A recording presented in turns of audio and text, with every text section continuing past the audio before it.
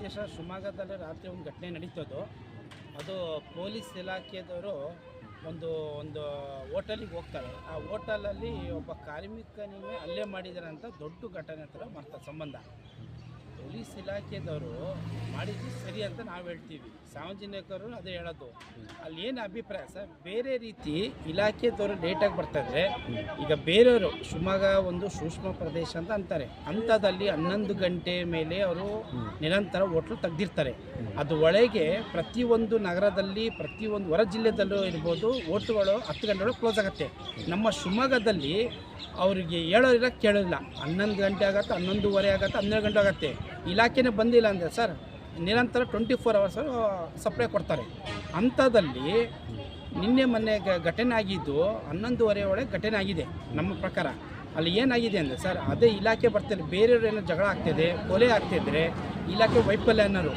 Police ಇಲಾಖೆ ಏನು ಮಲಗಿದ್ರ ಕಣ್ಣಿಗೆ ಕಾಣ್ತಿಲ್ಲ ಅಂತ ಹೇಳೋರು. ಇಲಾಖೆದವರು ಹೋಗಿ ಅವ್ರು ಕೆಲಸ ಮಾಡಿದ್ದಾರೆ ಸರ್. ಅದು ನೋಡ್ಬಿಟ್ಟು ಇಲಾಖೆ ಮೇಲೆ ಸಚಿವರು ಅಮಾನತ್ ಮಾಡಿರೋರಿಗೆ ಅವ್ರ ಮೇಲೆ ನಿರ್ದಾಕ್ಷಿಣ್ಯ ಕ್ರಮ ತಗೊಳ್ರಿ ಅಂತಾರೆ. ಎಷ್ಟು ಸರಿ ಸರ್? ಮನೆ ದಿವಸ ಒಂದು 6 ತಿಂಗಳಿಂದ ಹೋರಾಟ ಮಾಡ್ತೀವಿ ಸರ್. ESL ಗಮನ ಕೊಡ್ತಾಯಿಲ್ಲ ಸಚಿವರು. ಮಲಗಿದ್ರ ಅವರು ಹೆಚ್ಚು ನಿರಂತರ 6 ತಿಂಗಳು ಹೋರಾಟ ಮಾಡಿದ್ದೀವಿ. 8 ದಿವಸ ಒಂದು ಹೋರಾಟ ಮಾಡಿದ್ದೀವಿ ನಾವು. ಕಾಣ್ತಲ್ಲ ಅವರಿಗೆ. ಅಲ್ಲಿ ರೋಗಿಗಳು ಪರದಾಡ್ತಿದ್ದಾರೆ, ಅಲ್ಲಿ ಔಷಧಿಗಳು ಸಿಗ್ತಲ್ಲ. ಕೌಂಟ್ರಲ್ಲಿ ಈಗ ನೋಡ್ರೆ ಮತ್ತೆ 15 ದಿವಸಕ್ಕೆ ನೋಡ್ರಿ, ಈಗ ಮತ್ತೊಂದು ಕೌಂಟ್ರುಗಳು ಆಫ್ ಆಗ್ತವೆ. ಯಾಕೆ? ಅವ್ರದ್ದು ಅಮೌಂಟ್ ಹಾಕಿಲ್ಲ ಅಂದರೆ ಕ್ಲೋಸು. ಅಂಥವೆಲ್ಲ ನೋಡಲ್ಲ. ಕಾರ್ಮಿಕರು ಹೊರ ಜಿಲ್ಲೆಯಿಂದೆಲ್ಲ ಬಂದು ಪರದಾಡ್ತಾರೆ ಔಷಧಿಗೆ.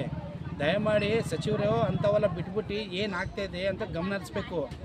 ಕಾರ್ಮಿಕರಿಗೆ ಏನು ತೊಂದರೆ, ಒಬ್ಬ ಕಾರ್ಮಿಕಾಗಿ ಅಲ್ಲೇ ಆಗಿದೆ ಅಂತಂದು ಅವ್ರ ಮೇಲೆ ಅಮಾನತ್ ಮಾಡಿರಿ, ಪೊಲೀಸ್ ಇಲಾಖೆ ನಿರ್ದಿಷ್ಟ ಕ್ರಮ ತಗೊಂಡ್ರೆ ಪೊಲೀಸ್ ಇಲಾಖೆ ಕೆಲಸ ಮಾಡೋರು ಏನು ಮಾಡ್ಬೇಕು? ಮತ್ತು ಅವ್ರ ಕೆಲಸ ಸರಿ ಮಾಡಿದ್ದಾರೆ ಸರ್. ಅದೇ ಬೇರೆ ರೀತಿ ಏನೋ ಕೊಲೆ ಸುಳ್ಳಿಗೆ ಆಗ್ತಾಯಿದ್ರೆ ಪೊಲೀಸ್ ಇಲಾಖೆ ಕಣ್ಮುಚ್ಕೊತಿದ್ರೆ ಕೇಳೋರು. ನಮ್ಮ ಶಿವಮೊಗ್ಗಕ್ಕೆ ಅವಮಾನ ಆಗೋದು. ದಯಮಾಡಿ ಹೇಳ್ತಿದ್ದೀನಿ, ಪೊಲೀಸ್ ಇಲಾಖೆ ಒಳ್ಳೆ ಕೆಲಸನೇ ಮಾಡಿದ್ದಾರೆ. ಅವ್ರ ಮೇಲೆ ಯಾವ ಕ್ರಮನೂ ತಗೊಂಬಾರ್ದು ಅಂತ ನಾವು ಹೇಳ್ತೀವಿ. ಮತ್ತು ಮುಂದಿನ ದಿವಸನೂ ಈಗ ಏನು ನಿರಂತರ ಇದೆ ಅದೇ ದಿವಸ 10:30 11 ಗಂಟೆಗೆ ಕ್ಲೋಸ್ ಮಾಡಬೇಕು. ಅಲ್ಲಿ ರೋಡ್ಗಳು ಬ್ಲಾಕ್ ಆಗ್ತವೆ, ನೋಡೋಂಗೆ ಇಲ್ಲ. ರೋಡ್ ಅಂತೂ ಜಾತ್ರೆ ಆಗಿರ್ತಾವಲ್ಲಿ, ಅವೆಲ್ಲ ಕಣ್ಣಿಗೆ ಕಾಣುತ್ತೆ ಸಚಿವರಿಗೆ. ಅಕ್ಕಪಕ್ಕಗಳಂದ್ರೆ ಫುಲ್ಲು ಜಾಮು, ಯಾವ ಹೋಟ್ಲು ಅಷ್ಟೇ ಫುಲ್ ಜಾಮು, ಹೇಳಂಗಿಲ್ಲ ಕೇಳೋಂಗಿಲ್ಲ. ಮತ್ತು ಗಾಂಜಾ, ಇಸ್ಪೀಟು ಪ್ರತಿಯೊಂದು ನಡೆಯುತ್ತೆ ಸರ್ ಅಲ್ಲಿ. ಅಂಥದ್ದಲ್ಲಿ ಅಲ್ಲಿ ಊಟ ಫ್ಯಾಮಿಲಿ ಮ್ಯಾನ್ ಅಂತ ಹೋಗಂಗೆ ಇಲ್ಲ. ಹೋಗ್ಬಿಟ್ಟು 11 ಗಂಟೆ ಮೇಲೆ ಬಡ ತಪ್ಪಾಗತ್ತೆ ಅಲ್ಲಿ.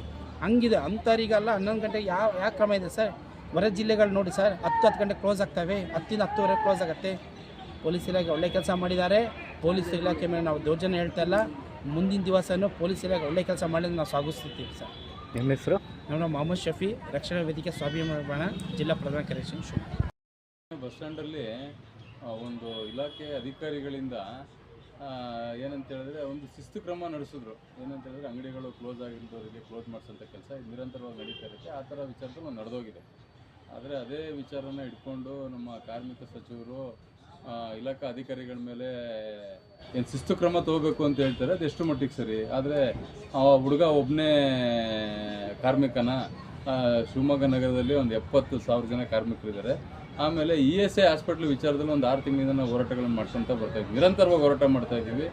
ಆಮೇಲೆ ಅಲ್ಲೇನಂತ ಹೇಳಿದ್ರೆ 15 ದಿನ 20 ದಿನದೊಳಗಡೆಗೆ ಒಂದು ಕೌಂಟ್ರ್ಗಳು ಕ್ಲೋಸ್ ಆಗುತ್ತೆ. ಆ ಕೌಂಟ್ರ್ ಓಪನ್ ಆಗೋಕ್ಕೆ ಒಂದು 10 ದಿನ ಬೇಕು. ಅಲ್ಲಿ ತನಕ ಕಾರ್ಮಿಕರೆಲ್ಲ ಎಲ್ಲಿಗೆ ಹೋಗ್ಬೇಕು? ಇದೇ ವಿಚಾರಗಳನ್ನ ಇಟ್ಕೊಂಡು ನಾವು ಕೇಳಿದಾಗ ಏನಂತಾರೆ ಅಂತ ಹೇಳಿದ್ರೆ ಬಿಲ್ ವಿಚಾರಗಳು ಬರುತ್ತೆ, ಮತ್ತೊಂದು ಎಲ್ಲ ಹಾಸ್ಪಿಟ್ಲ್ಗಳ ಕೌಂಟ್ರ್ಗಳು ಕ್ಲೋಸ್ ಆಗೋಗುತ್ತೆ. ಇದ್ರ ಬಗ್ಗೆ ಗಮನ ಹರಿಸಿ ಅಂತೇಳಿ ನಾವು ನಮ್ಮ ಕಾರ್ಮಿಕ ಸಚಿವರಿಗೆ ನಿರಂತರವಾಗಿ ಮನವಿ ಮಾಡಿದ್ದೀವಿ. ಆಮೇಲೆ ಇದೇ ವಿಚಾರನ ಬೆಳಗಾವಿ ಅಧಿವೇಶನದಲ್ಲಿ ಸಮೇತ ಎತ್ತಿರಿ ಅಂತ ಹೇಳಿದ್ವಿ. ಅದು ಇವತ್ತವರೆಗೂ ಸ್ಪಂದನೆಯೂ ಇಲ್ಲ, ಯಾವುದೂ ಇಲ್ಲ. ಒಬ್ಬ ಕಾರ್ಮಿಕನ ಹಿತರಕ್ಷಣೆ ಇವ್ರಿಗೆ ಜಾಸ್ತಿ ಆಯಿತು ಅಂತ ಹೇಳಿದ್ರೆ ಶಿವಮೊಗ್ಗದಲ್ಲಿ ಇರೋಂಥ ಒಂದು 70,000 ಜನ, ರಾಜ್ಯದಲ್ಲಿರ್ತಕ್ಕಂಥ ಸುಮಾರು ಜನ ಕಾರ್ಮಿಕರುಗಳಿದ್ದಾರೆ, ಅವ್ರ ಬಗ್ಗೆ ಗಮನ ಹರಿಸ್ತಾ ಇಲ್ಲ.